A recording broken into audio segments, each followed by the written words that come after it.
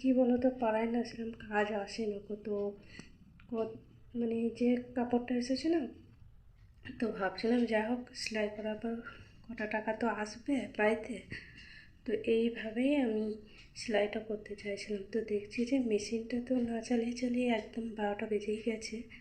আর এই যে অন্য কারো কাপড় এভাবে মেশিনে আটকে গিয়ে এক পাশটা ছিঁড়ে গেছে, জানি না কী হবে, তাকে কীভাবে বুঝি।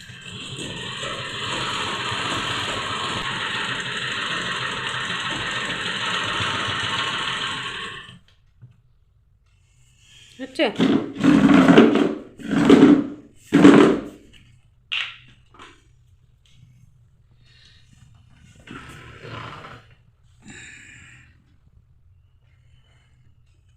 হ্যালো বন্ধুরা, তোমরা কেমন আছো? আমি তো খুব ভালো আছি। তো এটা দেখতে পাচ্ছ, এই যে ব্যাগের মধ্যে অনেকগুলো শাড়ি আছে, তো আমি শাড়িগুলো গুনে নিচ্ছি। তো এখানে মোট 5টা শাড়ি আছে। তো তোমরা দেখে বুঝতে পারছো এখানে সেলাই মেশিন আছে। তো অবশ্যই আমি মেশিনে আজ কাজ করব। তো চলো আমি শাড়িগুলো আগে ব্যাগ থেকে বের করে নিই। আর তোমরা বলো কেমন আছো? আমি তো খুব ভালো আছি। অনেক দিন পর মেশিনে কাজ করব, জানি না মেশিনটা কাজ করবে কি না। তো এখানে দেখতে পাচ্ছ এক একটা আমি শাড়িগুলো বের করে নেবো, যেহেতু এগুলো একজন দিয়ে গেছে সেলাই করার জন্য। আর খুব একটা সেলাই মেশিনে আমি বসি না, খুব কম। কারণ হচ্ছে কি বলো তো, সেলাই মেশিনে সেরকম কাজ আসে না বলে বসি না। তো এবারে দেখছি কাজ এসেছে বলে বসতেই হবে, কিছু করার নেই। কারণ হচ্ছে সেলাই মেশিনে বসলে না প্রচুর পরিমাণে পায়ে ব্যথা হয়, তাই জন্যই আমি বসতে পারি না। আর অনেক দিন হলো মেশিনটা চালানো হয়নি, তো জানি না মেশিনের অবস্থা কেমন আছে, চলবেও কি না, সেলাই করতে পারবোই কি না।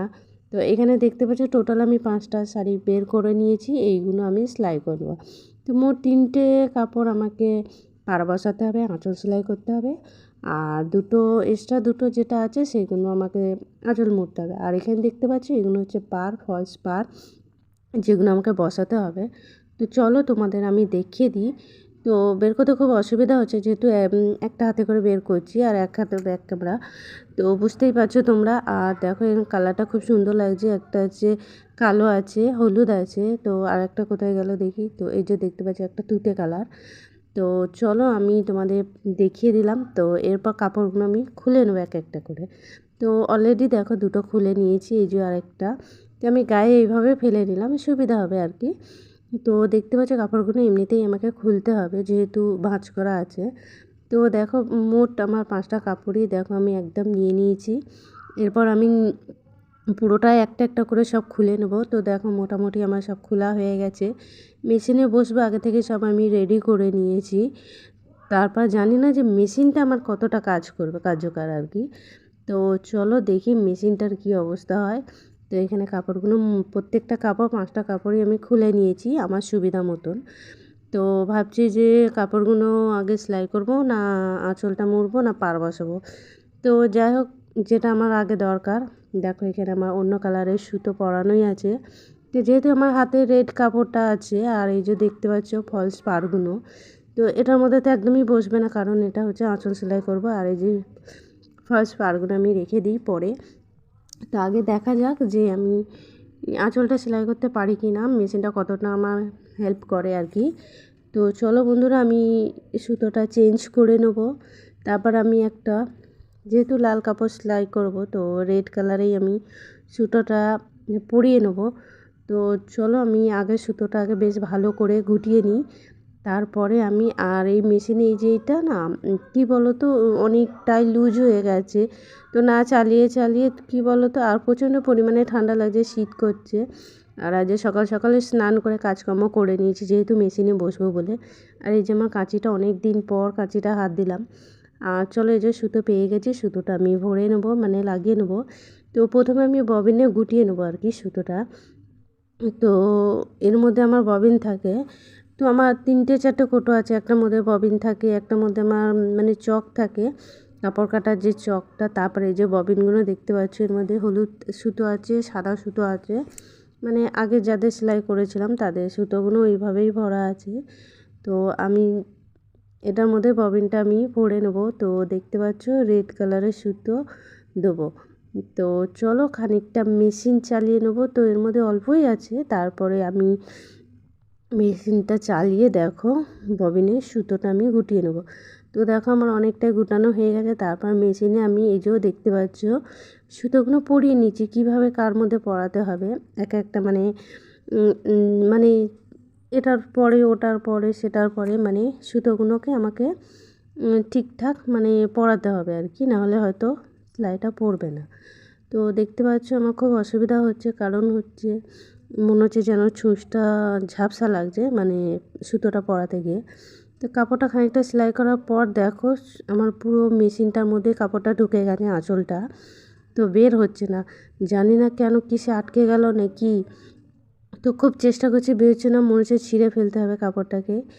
তো বহু চেষ্টা করছি, ঘুরিয়ে এদিক ওদিক করে দেখছি বেরোচ্ছে না। তারপর খুব জোর দিয়ে আমি টানবো ভাবছি, তো আর ববিনটাকে অলরেডি বের করে নিয়েছি, টানছি এত পরিমাণে উঠছে না, কীভাবে আটকে গেছে দেখো কাপড়ে আঁচলটা সামনের দিকটা ছিঁড়ে গেছে টানতে গিয়ে। তো এটা এমনভাবে আটকে গেছে যে বের করা যাচ্ছে না হাত দিয়েও টেনে। আর মেশিনে দেখো এখন তেল দিয়েছি তো, আর মেশিনটা অনেক দিনই আমার প্রায় হলো, তো খুব শখ করে মেশিনটা আমার কেনা হয়েছিল।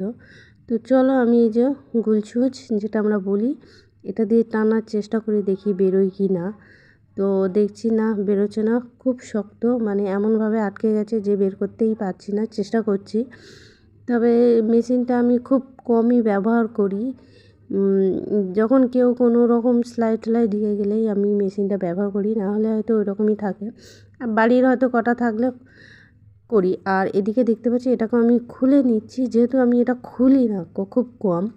আর দেখো এখানে মনে হচ্ছে অনেক কুঁচো সুতো ঢুকে গেছে কাপড়ের যেগুলো থাকে সেলাই করার পর, তো এর জন্যই এটা হচ্ছে না কি জানি না। তো তারপরে দেখো আমি বেশ খুলে নিলাম, ঠিকই আছে, মেশিনটা আমি সহজে খুলি না খুব কম। তো ভাবছি কীভাবে বের করব জিনিসটাকে, তো বুঝতেও অসুবিধা হচ্ছে যে কোথা থেকে কি হলো জানি না। তো তারপর দেখো বন্ধুরা, মেশিনে আমার প্রচুর সমস্যা হচ্ছে, কাপড়টা সেলাই করতে গিয়ে এক পাশটা কাপড়টা মেশিনে ঢুকে গিয়ে না মেশিনটা পুরো কাপড়টা ছিঁড়ে গেছে, এক পাশটা প্রচুর খেয়াল বাজে, আর ওপর নিচে দুদিকে দেখলাম, বুঝতে পারছি না কী হয়েছে। তবে একটু খুললামও, তো আমি মেশিনটা সাধারণত খুলি না তোমার দাদাভাই খুলে। তো ভাবছি কী করে করবো, এতগুলো কাপড় আছে, আর প্রথমেই কাপড়টা আমি সেলাই করতে গিয়ে এরকম নষ্ট হয়ে গেল, প্রচুর খারাপ লাগছে। তারপরে কী বলো তো, পাড়ায় না সেরকম কাজ আসে না তো যে কাপড়টা এসেছে না, তো ভাবছিলাম যাই হোক সেলাই করার পর কটা টাকা তো আসবে বাড়িতে, তো এইভাবেই আমি সেলাইটা করতে চাইছিলাম। তো দেখছি যে মেশিনটা তো না চালিয়ে একদম 12টা বেজেই গেছে, আর এই যে অন্য কারো কাপড় এভাবে মেশিনে আটকে গিয়ে এক পাশটা ছিঁড়ে গেছে, জানি না কী হবে, তাকে কিভাবে বোঝাবো, দেখি সেলাই করে ম্যানেজ করা যায় কি। আর মেশিনটা দেখি আর একবার চেষ্টা করি, যদি না হয় তাহলে তোমার দাদাভাই এলে আমি করবো, সেটাই ভাবছি। তো মেশিনটা আমি একটুখানি সাইডটা খুলেছি, তো দেখি লাগিয়ে আবার। কী বলো তো, আমার গলাটা না বসে গেছে, কথা বলতে প্রচুর অসুবিধা হচ্ছে ঠান্ডার জন্যে, আর কথাগুলো আমি আস্তে আস্তে বলছি। তো আমার এত খারাপ লাগছে মেশিনটার জন্য জানি না। তো শখের খুব মেশিন, আমি খুব শখ করেই সেলাই শিখে মেশিনটা কেনা হয়েছিল। আগেও অনেক কাজ করেছি, এখন করি না অবশ্য। তো চলো দেখি কি হলো। তো দেখি তোমার দাদাভাই আসুক, তারপর মেশিনটা ঠিক করবে। আমার হাতটা এত জোর লেগে গেল না, কি বলবো তোমাদের, জানি না এরকমটাই কেন আমার সাথে হচ্ছে। আর এত পরিমাণে জ্বালা করছে মেশিনের, তো ওটা বসাতে গেলাম, দেখলাম বসছে না, এই যখন এটা তো এটা যাই হোক একটা লক সিস্টেম আছে, এই যে দুদিকে আমি পাচ্ছি না বসাতে, তো থাকি এরকম। দেখি তোমার দাদাভাই এসে যদি ঠিক করে, তাহলে ওই যে কাপড়গুলো দেখতে পাচ্ছ খাটে রেখেছি, ওগুলো সেলাই করবো।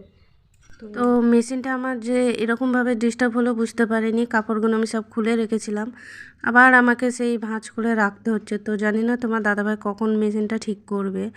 তো আমার মেশিনটা ওইভাবে আমি জোরে টানা হিচা করে টানতে গিয়ে এত পরিমাণে আমার হাতটায় লাগলো কি বলবো তোমাদের, জ্বালা করছে, প্রচণ্ড পরিমাণে ব্যথা করছে।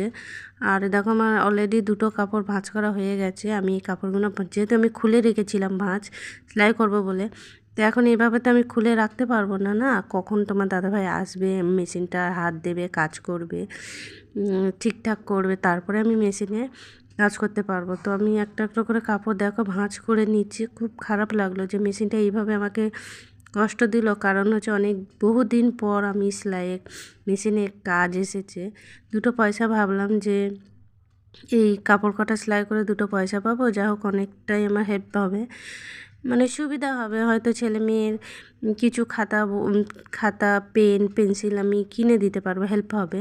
কিন্তু দেখলাম না, আর মাঝে মাঝে এরকম সেলাই এলেও সংসারটা বেশ ভালোভাবে কিছুটা হেল্প, মানে সংসারে আমি টাকা পয়সা দিলে তো নিজেরই সংসারে কিছুটা হেল্প হয়। তো দেখো আমি কাপড়গুলো ভাঁজ করে নিলাম। মনটা খুব খারাপ যে কেন এরকম হলো।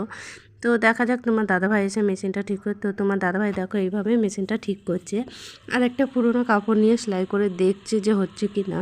তো বহু চেষ্টা করার পর দেখো সুতোটা এই যে পাশে বের করানো আছে, তো বের করেছে। তো কী বলো তো, মেশিনটা আমার কোনো ডিস্টার্ব হলে তোমার দাদাভাই আমার ঠিক করে দেয়, কারণ মেশিন আমাদের খারাপ হয়ে গেলেও বহু দূরে নিয়ে যেতে হয় ঠিক করার জন্যে।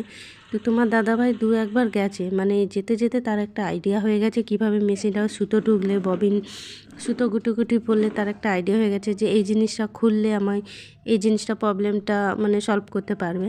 তো যাই হোক, তোমার দাদাভাই দেখো মেশিনে একটু তেল দিয়ে দিচ্ছে, কারণ অনেক দিন মেশিন চালায়নি বলে মেশিনটা ডিস্টার্ব হচ্ছে। তো যেখানে যেখানে তেলের প্রয়োজন আর কি, সেখানে সেখানে তেলগুলো দিয়ে দিচ্ছে।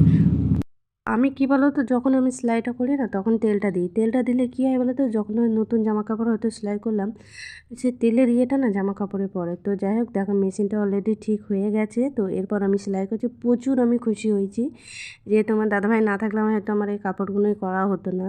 তো দেখো এই যে আমি সেলাই করে নিয়েছি। তো এটা ফলস পাড়টা আমাকে বললো, আমার এক দিদিভাই বললো যে তুমি হাতে না বসে মেশিনে বসো। তো তার জন্যে আমি মেশিনে বসিয়ে দিয়েছি, আমার কাজটা অনেকটা সহজ হয়ে গেল।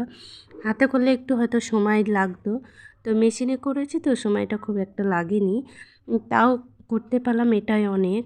তো নিজেকে ধন্য মনে হলো যে মেশিনটা এইভাবে আমাকে খুব মানে প্রথমে হয়তো ডিস্টার্ব হচ্ছিলো, তারপরে খুব ভালোভাবে মেশিনটা আমার এমনভাবে কাজ করলো যাতে আমার খুব আনন্দ হলো মানে সেলাই করতে।